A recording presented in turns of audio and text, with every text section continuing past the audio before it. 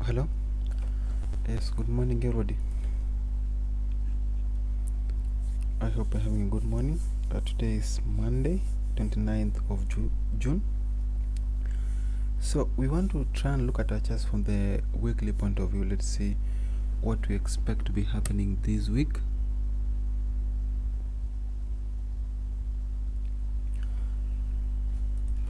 Let's see what we expect to be happening. We have GBP/USD, which we are going to start with. So I'm going to look at it from the Forex. So the first thing we are seeing here is that for the past 3 weeks, that is from this point, we've seen price continue up and reach this high. The price went up and even reached that high. It came back and closed below. So we have this here, and the price came and closed somewhere. It opened here, went as high as this point, but ended up closing below. So this is how many pips? This is around 181 pips. So it closed below by 181 pips, and the next week there was this big move up. It opened somewhere here, went as high as this point, and then ended up closing below. It closed somewhere here. So this is how many pips? This is around 154 pips. The next week, which was last week, the price went as high as this point, but ended up closing almost the same place where it opened last week. So this was like some sort of indecision. This week ended up in some sort of indecision, but somehow we are still down. As you can see, that as the price progresses to the future, we keep seeing lower highs. We had a higher high, a lower high, a lower high, and this time we want price to try pulling back up, but should not go above this high. If that happens, that is, if the price goes up but does not break beyond this high, then that will mean we are still continuing to the losses. So the best idea is to look for sell positions. Keep looking for sell orders. Expect price to like pull back upwards, but should not go above the previous week's highest high, which is this level here. The price must not break above this point. So that's what we expect to be happening this week. There's nothing much that we can add there other than the fact that they are still downwards, and in case the price breaks below 1.23438, then that will mean we are continuing even lower. So the next chart is EUR/USD. EUR/USD so far we are downwards. There's some shape which is currently forming on the Forex.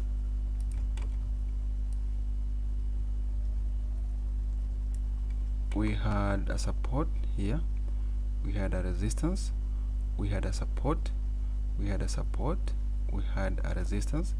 So the price needs to come back to that point, bounce off from the same level, and head straight to the lower side, which means this is the correct place we want to look for a sell from.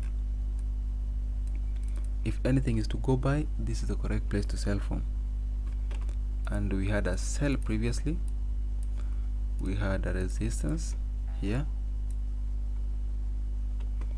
So if you take a sell from this point, expect that sell to take price up to the support which you've drawn, this one, the one at the bottom, the lower trend line, which is this. So the next chart we look at is USD/JPY here.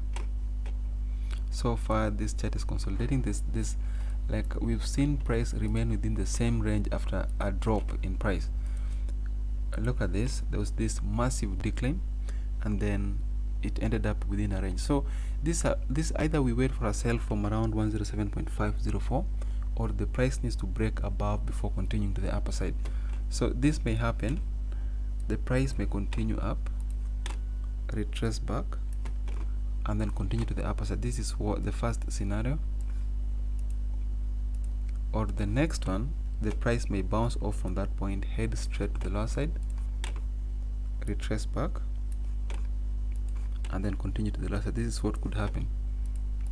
So this is a buy, and then this is a sell. So the next chart we look at gold. We went above the zone we had previously.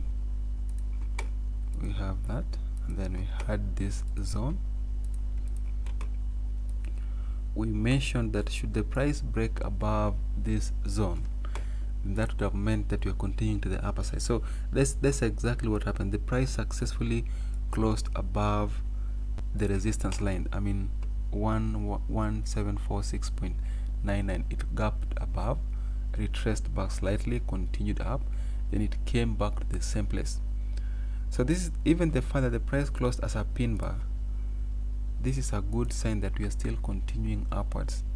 So the idea now is to keep looking for buy positions, wait for price to pull back slightly to the lower side, then it should give you buy signal. So keep looking for buy orders on gold. The next chart we look at SP500. SP500, we are upwards. Despite the downward move which we saw previously. So these are the levels I'm looking at. I have the first resistance zone, and then I have this level here, and then I have this level. So this as it is now, this could be a good place we want to sell from. If you successfully pick a sell from this point, expect that sell to take us up to around 2945.6, 2936.1, or should the price break above again, then that will mean we are looking at this level. So basically, anytime the price approaches any of these levels, which is the first one, the next one, and the last one, we'll be expecting a trade. Anytime the price approaches any of those levels, then those are the best places where you want to pick a trade from. At the last chart we look at